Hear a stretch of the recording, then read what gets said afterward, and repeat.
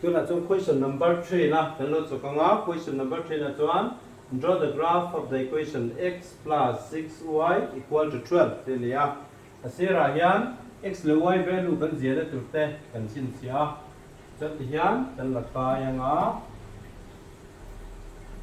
x plus 6y equal to 12 te lia ki y equal to in amo x equal to in amo kan ziak ve ve the x equal to in ziak taila x equal to 12 hay is equal to le lam panga ding lama kan san chuan minus 6y avania ti chuan y value tur hi kan du kan da anga chumi mang chuan kan chok don ani y value hi tuna 1 te lo ni ta se y value 1 lo ni sala en ting liang 12 minus 6 into 1 equal to 12 minus 6 equal to eta hian 12 le 6 to 12 plus lia 6 minus ni opposite side to pai tur lia ti chuan kan pai chuan paruk alo ni ta ni ti chuan kan so x in y in pakhat anin x in paruk atluk alo ni ta ni ti chuan x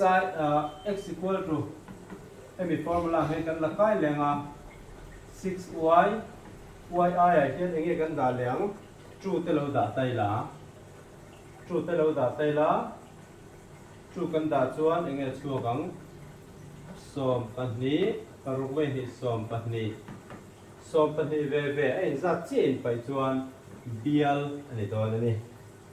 ya kan helai hi number hi kan du za kan je thea etenan 0 ko kan da thea e y ai hian ma se kan share tur chu graph paper a khan sei lu tuk number 3 lu tuk nga yang chi hi pum per ram tur ne chu lo zan kan graph paper a khan kan number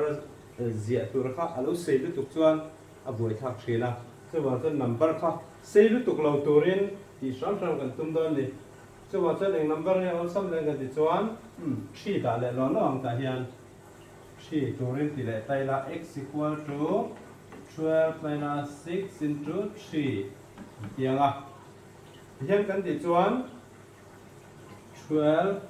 paruk vai thum som le pariat chuan minus 6 x1 y in 3 tuk chuan x1 minus 6 alo tuk don ni o helai ko chek lawa zero mo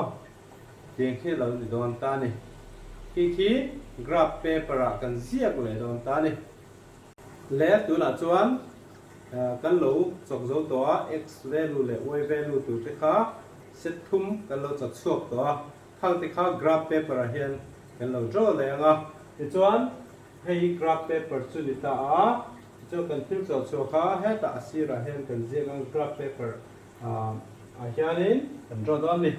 x in 1 athukin y in pakhat tinia x paruk chu plus 6 chu khayang yom ka ti chuan plus 6 chu ding lampang line hi te 6 omani ka po zona hian lai zona hian ania ti chuan y1 chu khayang yom he headline he mi te tin dum the ta sida zon to chu lai hi ani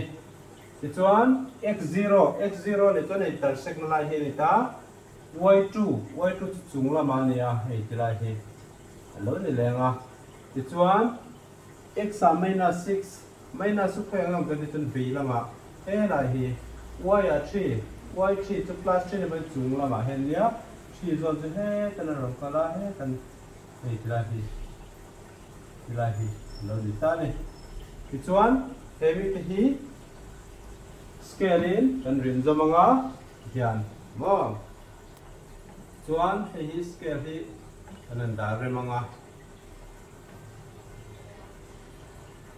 dik theng ve tura kan jing khan dai la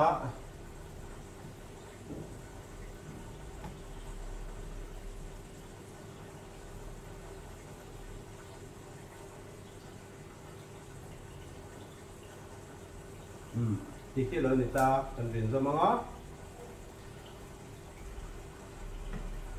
tikian kan graph om dan tu chu kian lo ni ta tila hian zia thei chu ti hian zia kila tila hi minus 6 3 nya tila hi 0 2 chun tila hi 6 1 hiang khan zia kila ani